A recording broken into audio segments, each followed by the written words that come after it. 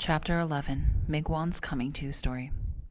Isaac was a kind man, too kind really for his own good.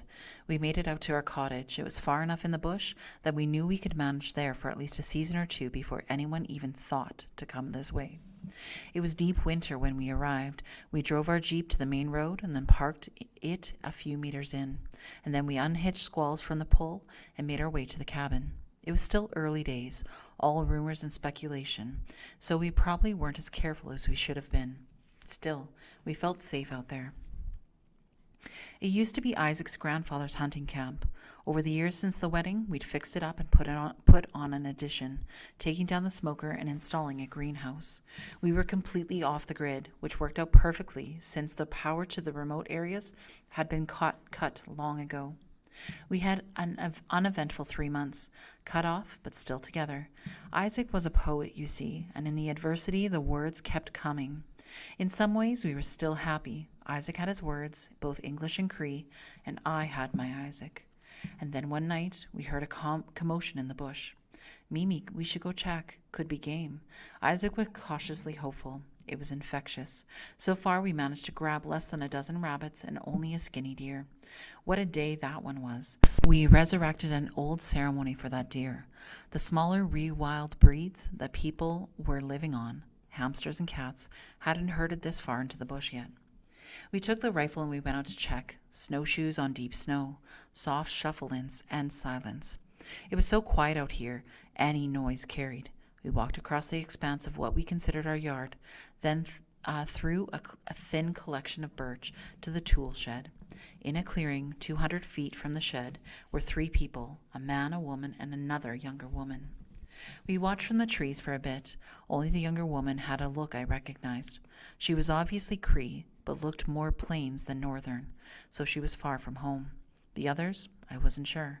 They were dark, but they were speaking too low and in English, so I couldn't grab an accent or slang to place them. Isaac looked at me, eyebrows arched. I knew what he was thinking. He had a soft spot for strays. I think that's why he took a chance on me to begin with, a long-haired hunter who wandered into Northtown at the same time that he was breezing through, reading from his latest book at a number of libraries and a few bookstores still scattered about. It was about the time literature was going through a bit of a renaissance, people clinging to the old adage about bedtime stories and the dreams that they might bring. Isaac was unafraid of the rumors being thrown around about new factories where experiments were being held and the danger that was coming. It was more because he felt he had value as a poet than the fact that he was a pale, green-eyed half-breed. And he did. But he overestimated how long that would last, and how quickly people would forget the art in the Indian and instead see only the commodity. We should stay alone. It was barely a whisper. They'll stumble on the cottage anyway. They're too close now. I rolled my eyes. There was no use trying to talk him out of anything once he made up his mind. When we came into the clearing, gun raised, they jumped and hastily greeted us in stumbling Anishinaabe, all except the second female, who must have been in her early 20s. She lifted her hood to cover her head and throw her face into shadows, and the older woman yanked it back down and pulled her to her feet, apologizing for her rudeness. Right away they smelled that Isaac was the kinder one, and they directed all their chatter to him. Oh, brother, I tripped on the log back that way.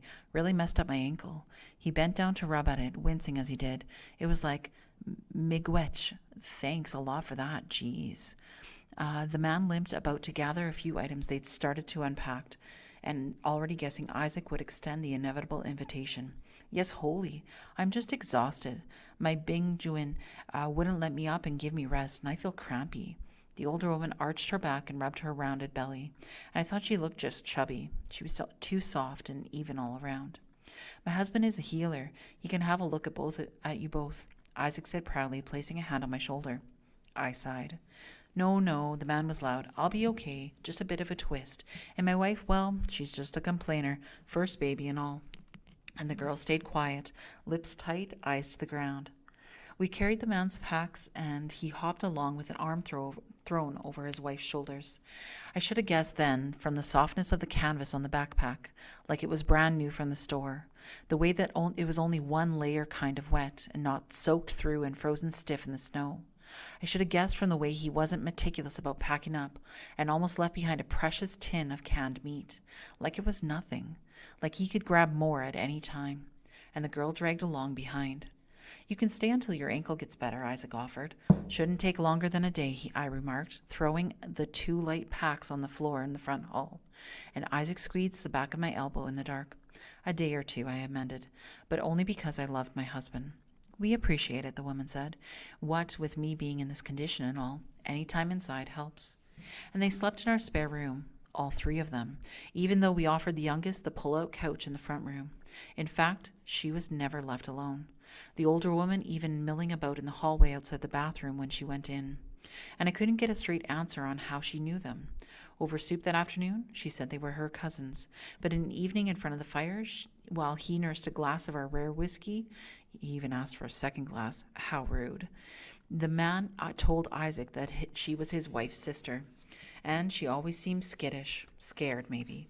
Oh, Mimi, you're just suspicious, Isaac told me the night under our duvet, the weight of his calf over my ankle.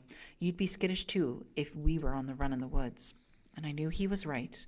I tried to be more hospitable, but still, something kept me alert to discomfort. I was up and in the kitchen long before anyone else stirred, watching the snow fall and the slow-motion flakes in the yard. The second day passed without remark. The trio slept late, wolfed down more of our lunch offering than was polite, and then retreated for an afternoon nap. Dinner found Isaac straining to make conversation over spaghetti and bannock, while our guests stared at each other and watched the windows. Something woke me up in the middle of the night. I lay in the bed for a while, listening to Isaac breathe and the wind knot around the bare branches outside. I walked out into the hallway, half lit up by the moonlight, falling in through the small, curtainless window at the end and banged straight into the girl. She'd been standing in the shadows by our door. I'm sorry I didn't see you there. I apologized, but then grew angry.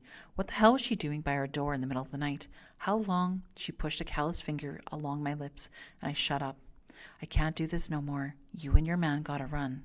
I pushed her hand away from my face, noticing the way it shook. What do you mean we gotta run? This is our home. We don't have to do anything.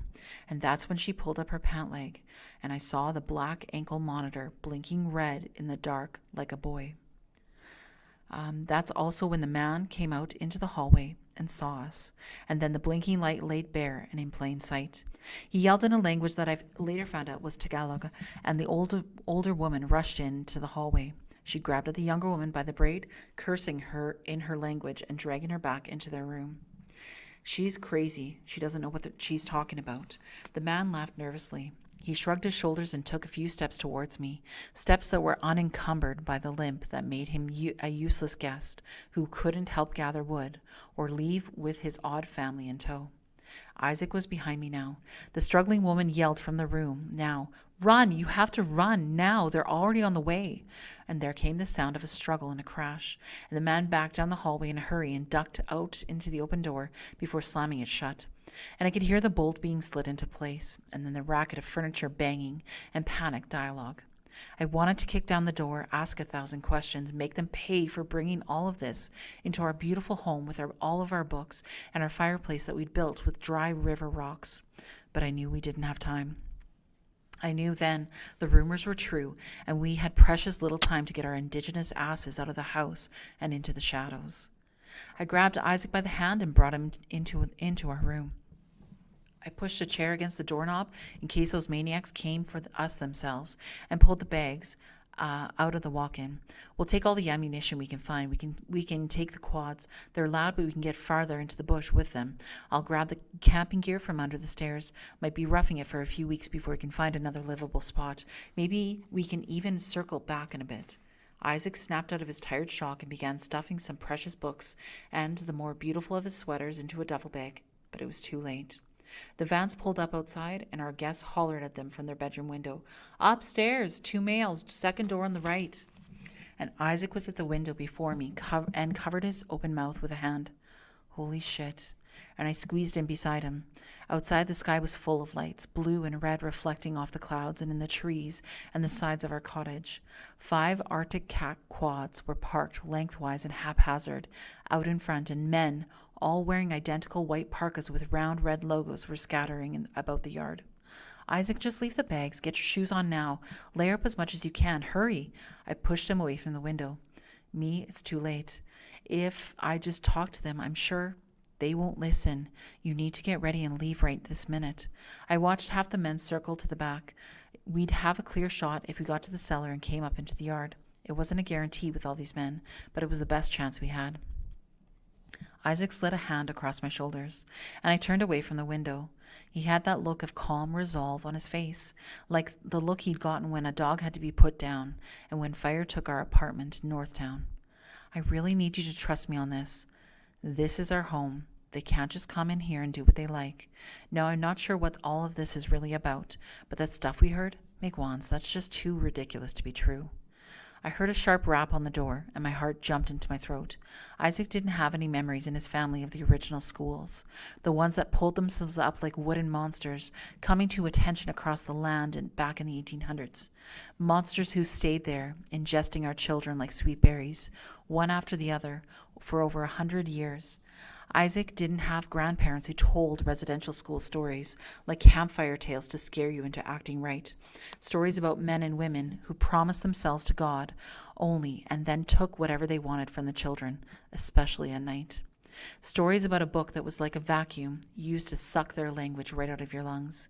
And I didn't have the time to share them. Not now. Isaac, I need you to run. Right now. We need to get the hell out of here because those men down there, I pointed behind me out the window. They sent strangers into the woods to find us. Now they're surrounding our home in the middle of the night. Does that sound like they might be reasonable to you? We didn't have time to come to an agreement. The front door banged open, and heavy footsteps were on our wooden stairs. I pushed Isaac behind me and squared my shoulders, wishing we'd started sleeping with the shotgun, like we talked about. If I had honestly known what was in store for us, I would have used it to finish us both, right then and there.